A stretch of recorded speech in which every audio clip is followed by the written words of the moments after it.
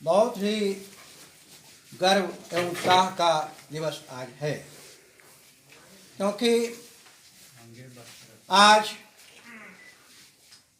हमारे हिलसा विधानसभा क्षेत्र के नवनिर्वाचित विधायक माननीय श्री कृष्ण मुरारी शरण जी यहाँ पधारे हुए हैं। हम सभी उनका जोरदार स्वागत कर रहे हैं।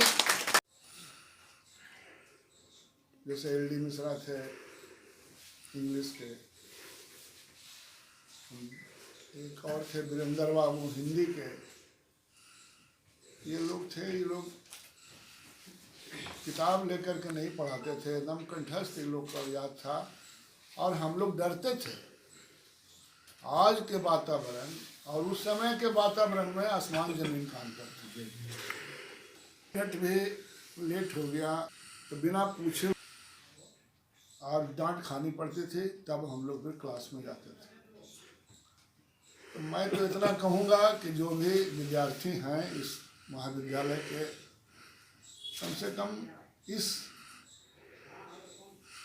महाविद्यालय का जो प्रांगण है उसमें आने के बाद उनका टेंडेंसी कुछ तो बदलाव होना चाहिए। ये नहीं कि जो काम हम सड़क पर कर रहे हैं, घर में कर रहे हैं, वही काम हम यहाँ करें, तो फिर ये महाविद्यालय प्रांगण में आने से कोई फायदा नहीं है, जैसा मेरी समझ है।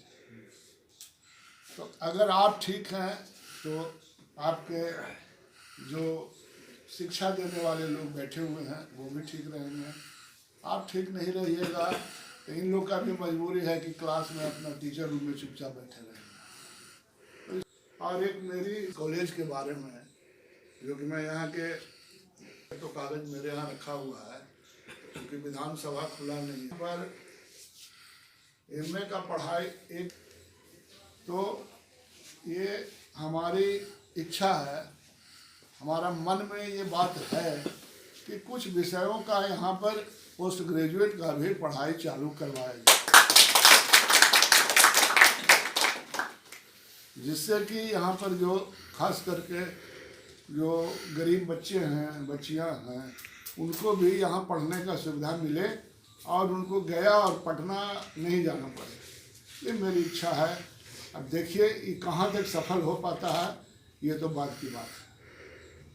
तो और मैं क्या कहूँ आप लोगों के बीच, कौन साल पढ़ा जिनमें से 69 में है, 69-70 में है, तो हो क्या यूजीसी से आया होगा, यूजीसी, हाँ यूजीसी से आया था, तो उसका भी कुछ निदान होना चाहिए। और अगर एमए की पढ़ाई मान लीजिए अगर शुरू हो जाती है तो उसका कुछ जो है मेंटेनेंस या और जो है उसके बनावट जो है उसमें अंतर किया जाए। और ज़मीन आपके पास काफ़ी है, ज़मीन ऐसा नहीं कि ज़मीन की कमी है।